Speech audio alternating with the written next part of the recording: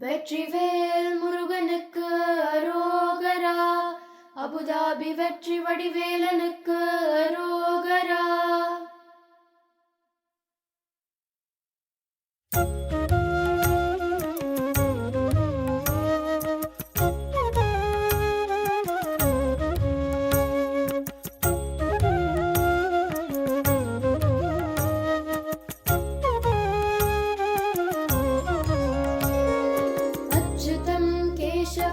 रामनारायणं कृष्णदामोदरं वासुदेवं हरं श्रीधरं माधवं गोपिकावल्लभं जानकीनायकं रामचन्द्रं भजे. अच्युतं केशवं सत्यभामाधवं माधवं श्रीधरं राधिकाराधितं इन्दिरामन्दिरं चेतसा सुन्दरं देवकी नन्दनं नन्दजं सन्तते.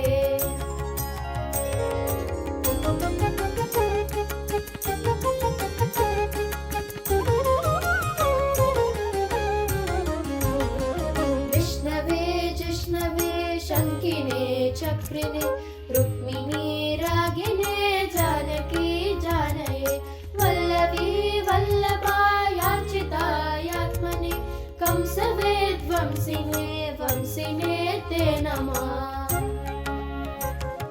कृष्ण गोविन्द हे रामनारायण श्रीपते वासुदेवाजिता श्रीनिधि अच्युतानन्द हे माधवाधोक्षज द्वारका नायका द्रौपदी रक्षका.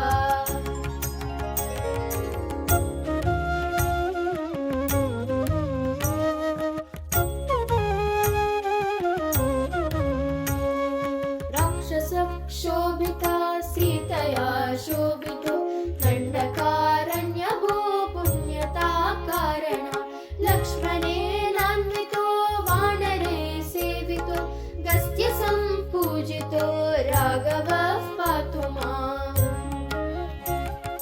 रेणुकारुष्टः निष्टकृद्वेषिणां केशिहा कंसहृद्वंशिका वादका पूतना गोपका सूरजा केलनो बालगोपालका पातु मां सर्वदा.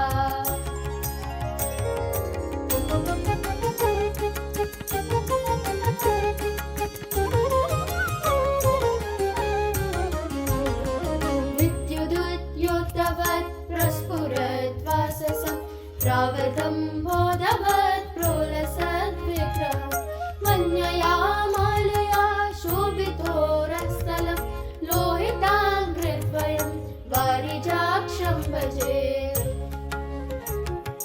कुञ्चिते कुन्तले भ्राजमानाननं रत्नमौलिङ्गसत्कुण्डलं मण्डलं हारकेयूरकं कङ्कणाप्रोज्ज्वलं किङ्किणी मञ्जुलं श्यामलं तं भजे.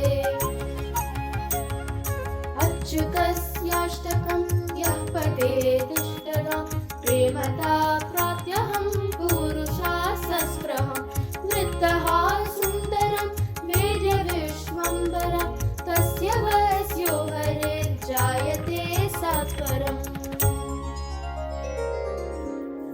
इति श्री शङ्कराचार्य विरचितम् अच्युताष्टकम् सम्पूर्णम्. வெற்றிவேல் முருகனுக்கு அரோகரா. அபுதாபி வெற்றி வடிவேல்